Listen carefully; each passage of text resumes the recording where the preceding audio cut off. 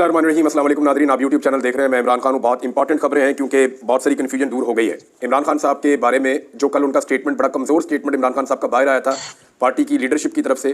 आपने वहाँ पे अली मोहम्मद खान साहब को खड़े हुए देखा। एक्चुअली वो बैरिस्टर गौर बात कर रहे थे और उनके साथ बैरिस्टर अली जफर भी खड़े हुए थे गालिबन। तो ये जो कल आपने बातें सुनी इमरान खान साहब की जानिब से, वो एक कमज़ोर स्टेटमेंट था जो इमरान खान साहब को बताया गया, उसके मुताबिक उनका रद्द-ए-अमल था। लेकिन अब मैं आपको वो लेटेस्ट चीज़ें बताने जा रहा हूँ जो अलीमा खान के जरिए से और दीगर ज़राए से बाहर आई हैं। कल जो लोग मुझसे मिले हैं, ये इमरान खान साहब कह रहे हैं कि कल जो लोग मुझसे मिले हैं जेल में, उन्होंने जो मुझे तफसीलात फराहम की थी वो पूरी नहीं थी। आज मुझे सारी तफसीलात मिली हैं।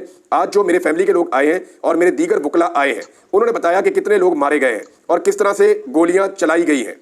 14 लोगों की शहादत उन्होंने मुझे बताया है और इसकी तफसीलात आ गई हैं और मजीद भी शहादतों का बताया जा रहा है कि और भी लोग हो सकते हैं। सियासी वर्करों का एहतजाज एक जमहूरी अमल है। रियासत की तरफ से निहत्ते लोगों पर सीधी गोलियां चलाना दुनिया की किसी जमहूरियत में नहीं होता, या किसी जमहूरियत में होता है? इस तरह इमरान खान साहब ने सवाल पूछा। शहादतों और एहतजाज के हवाले से पार्टी में जो कन्फ्यूजन है, इस पर मैं यही कहूँगा कि बैरिस्टर गौर खान को या तो चीज़ों की समझ नहीं है या अंदाज़ा नहीं है कि असल में हमारे साथ और हमारे वर्करों के साथ क्या हुआ है। बुशरा बीबी को मैंने हदायत दी थी एहतजाज को किस तरह इस्लामाबाद लेकर जाना है। उसने जो किया मेरी हदायत के मुताबिक किया, और ये सियासत नहीं जहाद है। ये बुशरा बीबी के बारे में जो लोग कह रहे थे ना कि इमरान खान साहब जनाब फलां वजह हो गई और ऐसे हो गया और वैसे हो गया, वो इमरान खान साहब ने संजानी का कह दिया था। पॉलिटिकल कमेटी के अंदर होते हैं शहबाज गिल साहब, उन्होंने इस पे कई वीलॉग्स के अंदर कहा कि इमरान खान ने कभी नहीं कहा था संजानी जाने का।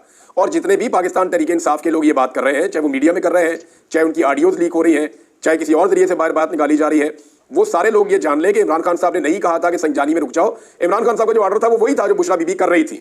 उन्होंने कहा हम इस पर पूरे जोर से आवाज उठाएंगे। इमरान खान साहब ने कहा हम हर इंटरनेशनल फोरम्स पर जाएंगे और हर तरह पर इसके खिलाफ आवाज उठाएंगे। अगर ये समझते हैं कि जो उन्होंने किया है इस पर हम खामोश रहेंगे तो ऐसा नहीं होगा, क्योंकि ये जो बर्बरियत हुई है दुनिया में किसी जगह नहीं हुआ और ये याजा खान पार्ट 2 ऊपर आकर बैठ गया है। मेरी इस मामले पर मजीद मुशावरत जारी है और मैं तफसीलात इकट्ठी कर रहा हूँ। हम इसको ऐसे नहीं छोड़ेंगे। ये इमरान खान साहब ने अडियाला जेल के अंदर गुफ्तगू की है। इमरान खान साहब की बहन ने क्या कहा, जरा वो भी आप स्टेटमेंट देख लें, फिर मैं आपको बताता हूँ कि एक्चुअली मामला चल क्या रहा है और इन दिनों में हुआ क्या। आज मैंने बहुत सारी खबरें इकट्ठी की है। नंबर 1, इमरान खान साहब की बहन ने यह क्लेम किया कि इमरान खान साहब ने कहा कि आखिरी पत्ता मेरे पास अभी बाकी है, मैं उसको अभी इस्तेमाल नहीं करूंगा। इमरान खान की बहन ने कहा कि गोली क्यों चली इसकी माफी नहीं मिलेगी, मैं लोगों को रोकने में नाकाम रही, बुशरा बीबी ने लीड किया, बाकी की आदत को भी आगे आना चाहिए था। अलीमा खान के मुताबिक बानी पीटीआई डी चौक वाकये पर शौक में है और उन्होंने कहा कि सबसे पहली FIR मोहसिन नकवी और शहबाज शरीफ के खिलाफ करवाओ। बानी ने कहा कि एक लास्ट कार्ड मेरे पास है जो मैं अभी इस्तेमाल नहीं करूंगा। सानिया डी चौक पर सुप्रीम कोर्ट और इंटरनेशनल इदारों के पास रिपोर्ट लेकर जाएं। अक़वाम मुत्तहिदा में जाने की भी बात की थी, मैंने आपको पहले बताया था। अडियाला जेल के बाहर मीडिया से गुफ्तगू करते हुए अलीमा खान ने कहा कि किसी ने कहा कि इमरान खान को जहर दे दिया गया है, कोई कह रहा था कि ज़हनी तौर पर सेहत खराब हो गई है। मुलाकात में इमरान खान साहब ने कहा कि मेरी सेहत ठीक है, 50 घंटे मुझे बंद रखा गया है। ये बात तो ठीक है, उनके ऊपर ज्यादती की गई है। अखबार TV की सहूलत मुझसे वापस ले ली गई है। अलीमा खान के मुताबिक सानिया इस्लामाबाद पर इमरान खान को बताया कि वो बहुत ज़्यादा शौक में थे। इनको ये भी बताया कि 12 लाशें सिर्फ इसलिए हैं कि बहुत से लोग अभी तक लापता हैं और जेलों में हैं। लवाकिन बहुत बड़ी तादाद में अपने बच्चों को ढूंढ रहे हैं, बहुत सी लाशें अभी तक लापता हैं। इमरान खान ने कहा सब अस्पताल जाएं और मालूम करें, जिस पर उन्हें बताया गया कि जो अस्पताल जाता है उसको उठा लिया जाता है। हमारे लोग आईनी हक इस्तेमाल कर रहे थे। ये जो जुल्म हुआ, लोगों को बुलाकर दिन में स्नाइपर से गोलियां मरवाई गई और रात में पूरी ब्रिगेड बुलाकर हमला किया गया। इमरान खान ने कहा कि यह बिल्कुल लाल मस्जिद और अकबर बुकटी जैसा ऑपरेशन है। उसके बाद मुल्क में गुस्सा बढ़ा था और अब भी गुस्सा बढ़ेगा। 9 मई के मामले पर पहले भी लोग शौक में थे, सदमे में थे। पहले 8 फरवरी को लोगों का हक छीना, इस पर लोगों को गुस्सा है। अब जुल्म हुआ तो इस पर भी लोगों को शदीद गुस्सा है। अलीमा खान ने कहा कि जब स्नाइपर से फायरिंग हुई, लाशें पड़ी थी, हमने कहा था कि कंटेनर से कॉल दें कि मुजाहिरीन थोड़ा पीछे चले जाएं। ये तो किसी ने सोचा भी नहीं था कि यहाँ गोलियां मारेंगे। मैं लोगों से कह रही थी पीछे हट जाए, गोलियां चल रही हैं, लेकिन लोग आगे जा रहे थे। अब भी सवाल है कि गोली क्यों चलाई, यही सबसे बड़ा सवाल है कि गोली क्यों चलाई। और यही सवाल जो है वो पाकिस्तान तहरीक इंसाफ बार बार पूछना चाहती है। इमरान खान साहब ने ना गिच्ची से पकड़ा है, वो मैं आपको बताता हूँ कैसे। मोहसिन नकवी और शहबाज शरीफ के खिलाफ अगर मुकदमे की FIR की दरखास्त दी जाती है तो ये बात आप ज़हन में रखिएगा कि अगर फोर्सेज आई हैं या किसी ने भी वहाँ पे गोली चलाई है या जो कुछ भी वहाँ पे हुआ है, उसकी जो रिस्पॉन्सिबिलिटी है वो हुकूमत वक्त की है। फैसले जो है वो हुकूमत वक्त ने करने थे। जो सख्त तरीन ऑर्डर जारी किए गए थे वो हुकूमत की जानिब से ऑर्डर जारी किए गए थे और ये ऑर्डर सहाफ़ियों ने पढ़ के भी सुनाए और ट्विटर पर ट्वीट भी किए। खासतौर पर जो लोग सहाफ़ी हुकूमत से राब्ते में होते हैं, उन्होंने कहा जी कि शूट एट साइट के ऑर्डर है कि देखो और गोली मार दो, और लोगों को गोली मारने के ऑर्डर दे दिए गए कि सीधी गोली मारी जाएगी। फिर इसकी धमकियां भी दी गई। बाकायदा सहाफ़ियों ने अनाउंस किया इन सारी चीज़ों को और TV चैनल के ऊपर ये सारी चीज़ें चली है। ये कोई ढकी छुपी बात नहीं है। तो इस्लामाबाद किसके कंट्रोल में था? एक वज़ीर आज़म है और दूसरा वज़ीर दाखिला है। ये 2 लोग हैं जो बड़े बड़े फैसले ले रहे थे। अगर फौज को बुलाया भी गया था या रेंजर्स को तलब किया गया था तो वो तलबी और बुलाया जाना भी हुकूमत का काम है, और हुकूमत के अंदर दो मेन आदमी होते हैं जो इसके लिए रिस्पॉन्सिबल होते हैं, एक वजीर आजम और एक वजीर दाखिला। तो इन दोनों को जिम्मेदार करार दिया इमरान खान साहब ने, और उन्होंने बिल्कुल ठीक जगह से पिन पॉइंट किया कि इन दोनों के ऊपर FIR करवाई जाए, इनके खिलाफ दरखास्त दी जाए, क्योंकि यही दो वो लोग हैं जिनकी वजह से वहां पे लाशें गिरी हैं, ये उसके लिए रिस्पॉन्सिबल है। अब जो कुछ भी अगर इदारों ने करवाया है, क्योंकि राणा सनाउल्लाह साहब कल कह रहे थे, उनसे सवाल किया गया कि आप इदारों को कंट्रोल करते हैं या इदारे आपको कंट्रोल करते हैं, तो राणा साहब ने कहा यार आपको सारा कुछ ही पता है। वो गोल बोल कर गए, यानी उन्होंने तासुर ये दिया कि हमारे पास तो कंट्रोल कोई नहीं है, कंट्रोल तो किसी और के पास है। तो मैं ये बार बार बात बताता हूं, मैं आज फिर ये बात बता रहा हूं कि शहबाज शरीफ ने ऐसे ही आर्मी चीफ का शुक्रिया अदा नहीं किया, मैं बार बार आपको ये बता रहा हूं। और फैसल वाडा का जो एक फ्रस्ट्रेशन टेलीविजन चैनल पे नजर आई कि जनाब आप PTI को और रियासत को आमने सामने ना करें, आप, ये हुकूमत का फैसला था। और जो फैसल वाडा बार बार डिफेंड कर रहे हैं एस्टेब्लिशमेंट को कि एस्टेब्लिशमेंट का ये फैसला नहीं था, ये जो किया कराया हुकूमत ने करवाया, और ये सारा फेलियर और लाशें गिरना ये हुकूमत की जिम्मेदारी है। तो फैसल वाडा किसकी जुबान बोलते हैं? एस्टेब्लिशमेंट की बोलते हैं, ये पूरे पाकिस्तान को पता है। तो एक्चुअली एक तरह से एस्टेब्लिशमेंट की जो तर्जुमान है वो ये कह रहे हैं कि नहीं हमने नहीं मारा, हुकूमत ने किया है। हुकूमत कह रही है नहीं हमारे तो पल्ले कख नहीं है, हमारे पास तो इख्तियारात ही नहीं है, हम तो ऐसी हुकूमत में आकर बैठे हुए हैं, लाकर में बिठा दिया गया है। एक्चुअली तो हम शुक्रिया अदा कर रहे हैं जिन्होंने आकर इन लोगों से निपटा है, मुजाहिरीन के साथ। तो वो एक दूसरे के ऊपर डाल रहे हैं, लेकिन इमरान खान साहब ने सही किया कि इन दोनों के ऊपर डाला जाए, इनके खिलाफ FIR दर्ज करवाई जाए, इनके खिलाफ कार्रवाई की जाए। इमरान खान साहब अक़वाम मुत्तहिदा में अगर वो कह रहे हैं तो वो जरूर जाएंगे, और इन लोगों के लिए दुनिया की बाकी जगहों के ऊपर भी इतनी आसानी नहीं रहेगी कि जहां चाहे जाकर रह ले, बाद में इन्हें इसका जवाब देना पड़ेगा, मोहसिन नकवी को और शहबाज शरीफ को। और इनके गिर्द अगर घेरा तंग होता है तो ये बताएंगे कि इन्हें कौन इस्तेमाल कर रहा है और इसके पीछे इनकी मंशा क्या थी। ये दोनों पकड़े गए तो खुद बताएंगे कि कौन इनसे ये सारा कुछ करवा रहा था, या ये सारा कुछ ये खुद कर रहे थे, और इसके पीछे वजूहात क्या थी, ये सारा कुछ बता सकते हैं।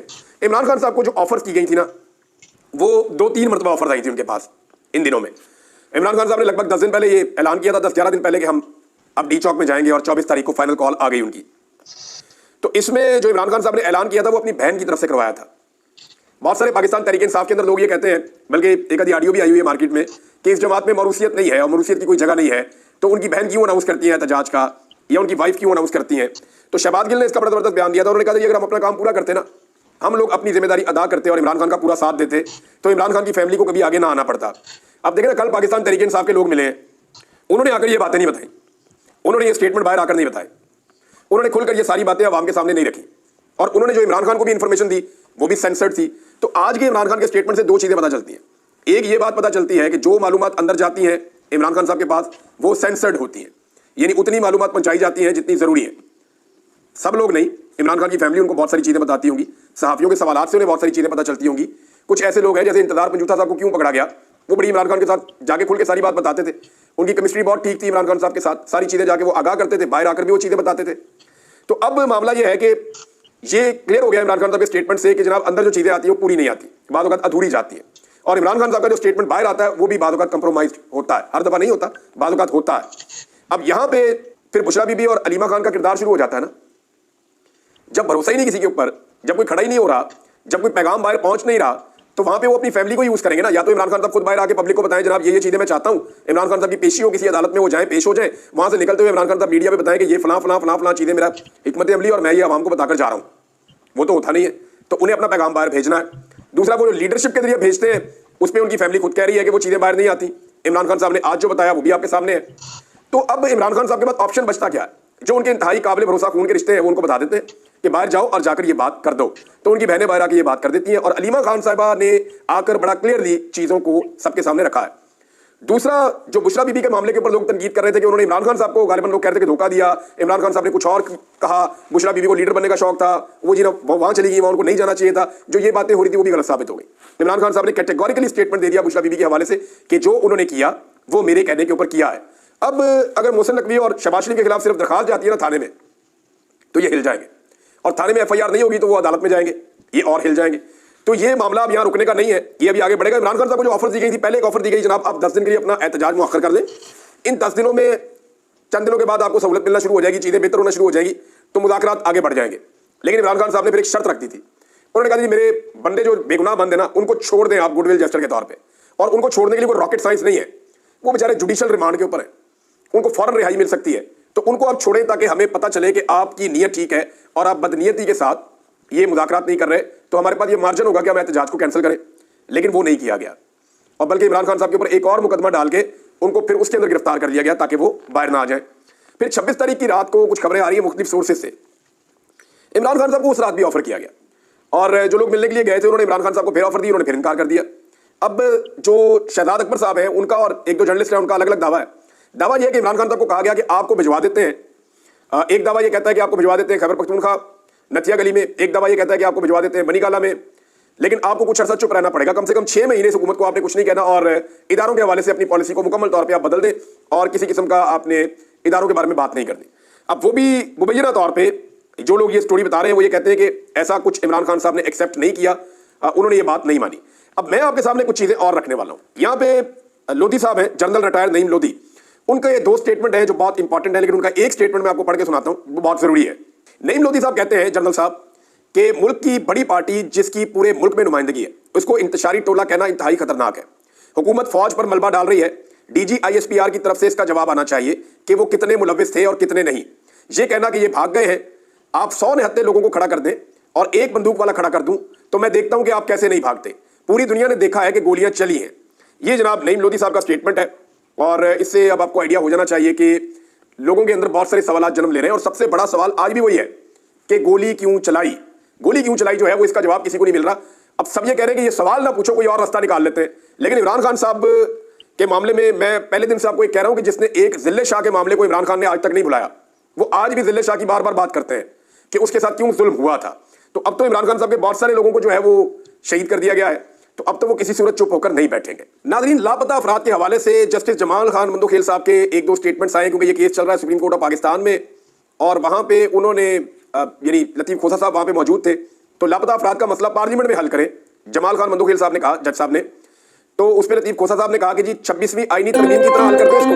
तो उन्होंने कहा 26वीं आईनी तरमीम भी अपने वक्त में देखी जाएगी, बुनियादी इंसानी हुकूक का मामला है कि किसी को लापता ना किया जाए, किसी को जबरी तौर पर गुमशुदा न किया जाए। तो बुनियादी इंसानी हुकूक के मामले के ऊपर पार्लियामेंट तो बेबस है और पार्लियामेंट जिस तरह बनी है वो भी सबको पता है और पार्लियामेंट के अंदर जिस किस्म के मशागल हो रहे हैं वो भी सबको पता है। तो लापता अफराद का मामला तो सुप्रीम कोर्ट ऑफ पाकिस्तान को देखना चाहिए, इंसानी हुकूक के मामला उन्हें देखने चाहिए और इनको ठीक करने की बजाय वो पार्लियामेंट में डालना, मुझे नहीं लगता कि ये बात दुरुस्त है। और दूसरी एक चीज और है, जज साहब ने फरमाया कि जो बंदा चला जाता है वो वापस आके कहता है जनाब मैं शुमाली इलाका जात में गया हुआ था, मैं वापस आ गया हूं। यानी लापता अफराद वापस आकर कुछ नहीं बताते, लापता अफराद वापस आने पर कहते हैं शुमाली इलाका जात आराम के लिए गए हुए थे। जस्टिस जमाल खान मंदोखेल के रिमार्क्स, मैं कह के थक गया आपकी सुप्रीम कोर्ट को जज साहब, मिन्नतें कर करके थक गया। कादी फायदी साहब को बार बार मुखातिब किया, अब नए चीफ जस्टिस हैं उन्हें भी मुखातिब कर देता हूं, आपको भी, मुझे आप बुला ले, मैं आपको बताता हूं मुझे कौन ले गया था, कहां ले गया था और क्या हुआ मेरे साथ, सारी कहानी बताऊंगा, वहां ले भी जाऊंगा जहां मुझे ले गए थे। और बहुत सारे और लोग हैं जो ये करना चाहते हैं, सब लोग ये बताना चाहते हैं उनके साथ क्या हुआ। होता यह है कि जिस दिन बंदा बाजियाब होता है उस दिन अदालत केस सुनने की बजाय खत्म कर देती है। ये जज साहब ज्यादती कर रहे हैं, गलत बात कर रहे हैं, मुझे ऐसा लगता है। उसकी वजह यह है कि जिस दिन कोई बंदा बाजियाब होकर अपने घर पहुंचता है, बजाय इसके कि हाई कोर्ट या सुप्रीम कोर्ट या वो अदालत उस केस को आगे सुने, उस बंदे को बुलवाकर पूछे कि आपके साथ क्या हुआ, उसके साथ खड़े हो, ये करने की बजाय उस बंदे का केस ही उस दिन खारिज कर दिया जाता है। जनाब बंदा मिल गया, केस खत्म। अब वो बंदा कहां जाए? पुलिस FIR दर्ज नहीं करती, कोई इदारा बात नहीं सुनता, सिर्फ सुप्रीम कोर्ट ऑफ पाकिस्तान से, अदालतों से उम्मीद होती है, अदालतें इस केस को ही खत्म कर देती हैं। मैं कह कर थक गया कि आप बुलाकर पूछें, हम आपको बताते हैं कि क्या होता है जब बंदा लापता होता है और कौन करता है। मैं और मेरे समेत बेशुमार लोग हैं आप जिन्होंने नहीं कहा कि वो शुमारी इलाका जात गए, लेकिन उनमें से किसी को भी अदालत ने इंसाफ नहीं दिया।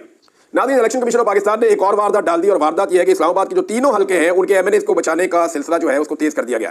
देखिए, मैं आपको शुरू से कह रहा हूं कि इस्लामाबाद के अगर 3 हल्के खुल जाते हैं और 3 हल्कों के अंदर रिजल्ट तब्दील हो जाता है, यानी जो हकदार हैं जिनके पास फॉर्म 45 है, जो 50-50, 60-60 हज़ार की लीड से जीते हुए, अगर वो तीनों उम्मीदवार मेंबर कौमी असेंबली बन जाते हैं तो पूरे मुल्क में धांधली का भांडा फूट जाएगा।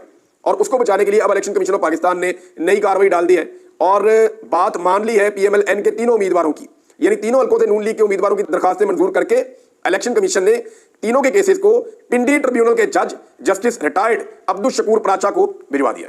रिटायर्ड जज सुनेंगे मामला, अब हाजिर सर्विस जज अब ये मामला नहीं सुनेंगे और जो जज इस मामले के मंतकी अंजाम तक पहुंचे हुए थे वो इसको नहीं सुनेंगे। तो हर हाल में नून लीग की कुर्सियां, उनकी सीटें बचाने की अब भी कोशिश की जा रही है और इलेक्शन कमीशन ऑफ पाकिस्तान इसमें सबसे ज्यादा रोल प्ले कर रहा है। नाज़रीन, इस्लामाबाद में जो पश्तून है उनका जीना हराम है, चाहे वो छोटा काम करता है, चाहे वो बड़ा काम करता है, चाहे वो ट्रेवल करता है, ID कार्ड देखकर लोगों को उठा लिया जाता है।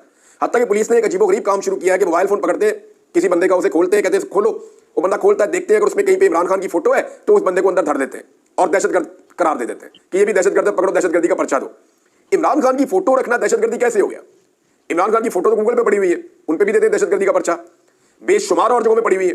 पाकिस्तान के सारे जितने भी न्यूज चैनल हैं या जितने भी मीडिया हाउसेज हैं वो सारे अपने सोशल मीडिया के ऊपर इमरान खान की फोटोज चलाते हैं, रोजाना चलाते हैं, सब पे पर्चा देते हैं दहशतगर्दी का। ये अजीबोगरीब किस्म की एक रवायत डाली गई है और वजह इसकी वजह सिर्फ एक है कि खौफ, यानी किसी तरह लोगों से इमरान खान को दूर किया जाए, लेकिन बजाय इस सारी एपिसोड से लोग इमरान खान से दूर होने के मजीद करीब होते चले जा रहे हैं। इसमें ईमान मजारी साहबा ने एक बड़ी क्लियर स्टेटमेंट दी है। उन्होंने कहा जी पब्लिक सर्विस पैगाम है मेरा।